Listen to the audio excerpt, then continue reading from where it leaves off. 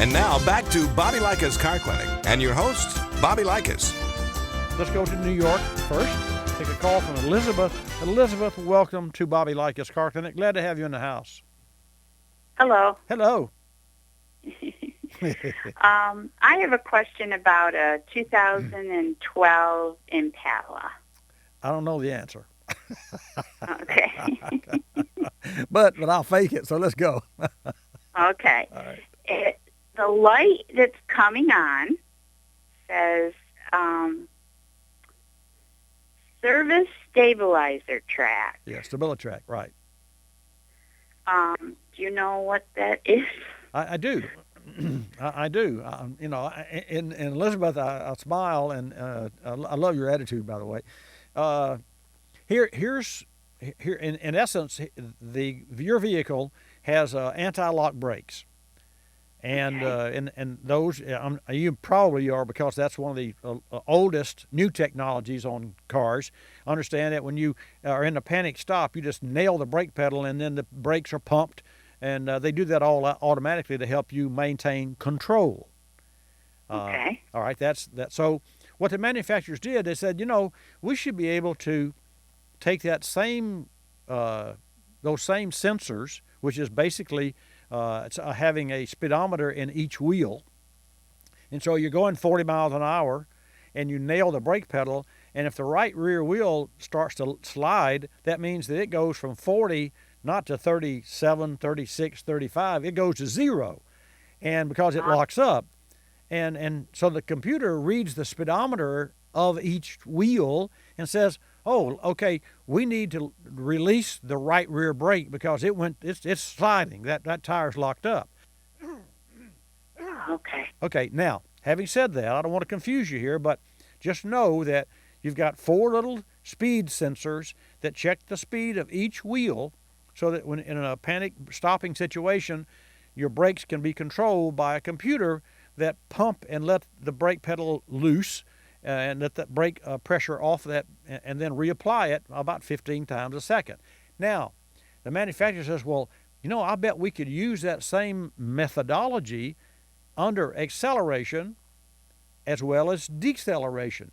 So imagine if it's raining and you're at a traffic light and you were to nail the throttle, then the wheels would spin, and the car would go around in a circle, and you'd spin out of control, and you say, well, I have better sense than to do that. So the manufacturer says, let's call that a stability control, and let's make it so that when Elizabeth overdrives her car, i.e. whenever it's in snow or rain or some other conditions that the tire loses grip and she accelerates, we'll apply the brake on that wheel.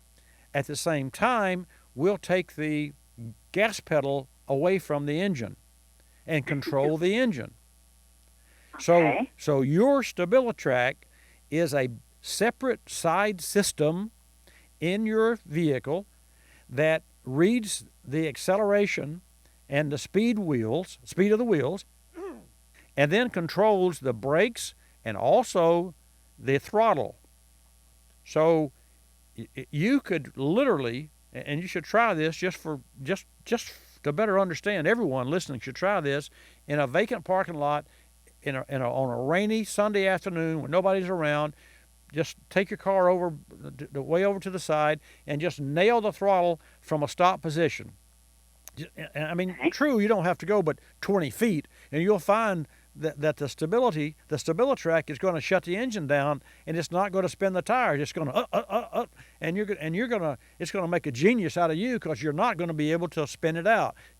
Now, having said that, I want you to understand your problem is probably not going to be in the StabiliTrak system at all. And here's why.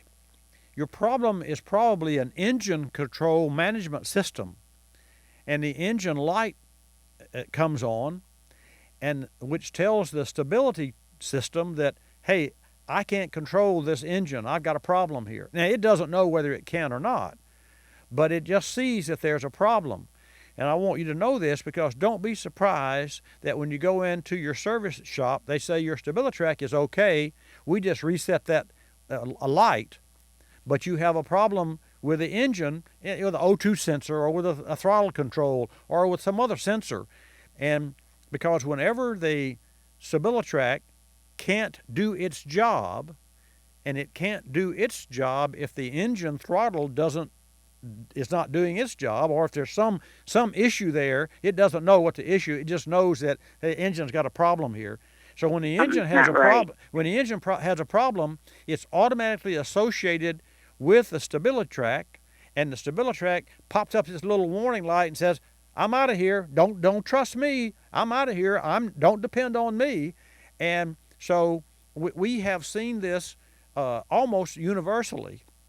And so the good news is, the bad news is you got an check engine situation that could even be something so simple as a loose gas cap or a bad gas cap. Okay, and yet the StabiliTrak says, "I'm disassociating with the engine because I know that in a panic situation, you may not be able to do your job. Therefore, I'd be guilty by association. So here I am. I'm not going to work, and I'm going to tell the owner that I'm not going to work." Now, that doesn't mean that you don't have a problem in that system, but I don't believe that you have with the 2012 Impala. I think you've got the averages, and my experience tells me that here's the direction for you, Elizabeth. Have a local service provider to read, and this is the shop now. This is not a parts store or some neighbor. Yeah, this is going to a shop here at Schultz's in Vestal. All right, So. have them to read the codes, and not just read the codes, but to run a performance test on your car's systems. And because you can read the code, so what? It's going to tell you that there's a code P44 or whatever in the car. That, what you need to know is, what do you do to fix it? What do you do to get beyond this point? I'm glad you called me this morning, by the way.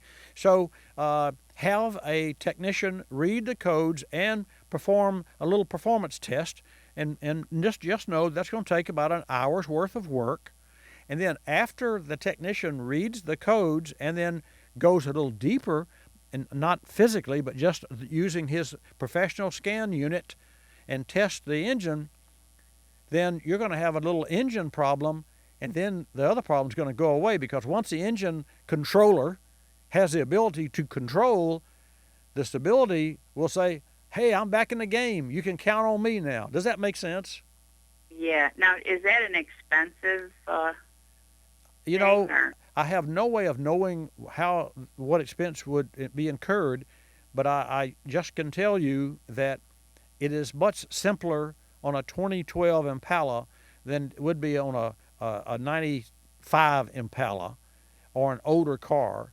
And I don't see any big ABS boosters and modules, and I don't see that in your coming out of your wallet. I really don't.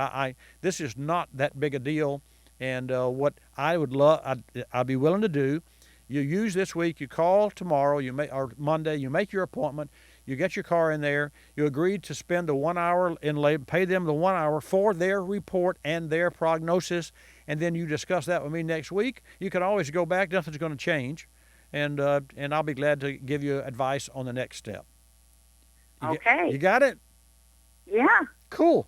Thanks so much, Bobby. Thank you so much, Elizabeth. I look forward to hearing from you, and you go get them, and you ask questions and had a conversation just like we have, and don't let that technological marvel that you drive scare you. That light's on for a reason, and you simply need to know what that is. And I thank you for your call. So it's okay to drive it like around town here? Well, it's okay to drive it, but just know that there are certain functions that are disconnected, just as I explained previously. So the car's not whole. So you're not taking advantage of all of the safety issues and safety programs that car has to offer. And so, therefore, take it in. Don't procrastinate. Do it this week. I look forward to hearing from you next week. And, folks, I'll hear from you after the break. 888 Car Clinic. I'm Bobby Likis. Likis, you'll love us.